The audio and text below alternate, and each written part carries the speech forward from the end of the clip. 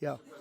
Mr. President, Elon Musk in a television interview criticized the one big, beautiful bill, saying he was disappointed it didn't cut enough, essentially, that it undercut the Doge efforts. What's your reaction to that? Well, the reaction's a lot of things. Number one, we have to get a lot of votes. We can't be cutting. We need to get a lot of support, and we have a lot of support. We had to get it through the House. The House was. We have no Democrats. If it's up to the Democrats, they'll take the 65% increase. If that doesn't get approved, this country is going to have a 65% increase in taxes and lots of other problems, big problems, almost bigger than that. But we'll have a 65% increase as opposed to the largest tax cut in the history of our country.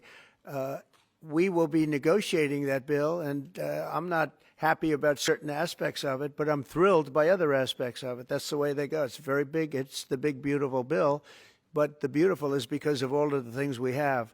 The biggest thing being, I would say, the level of tax cutting that we're going to be doing. We're going to make people really be able to. We'll have the lowest tax rate we've ever had in the history of our country, and tremendous amounts of benefit are going to the middle-income people of our country, low and middle-income people of our country.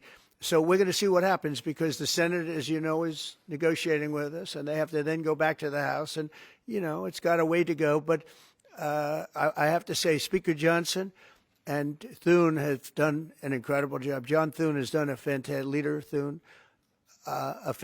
job, and they're working together with me and others. And I think we have an amazing, if we pull this off, remember, we have 0 Democrat votes because they're bad people. There's something wrong with them. They'll let people pour into our country.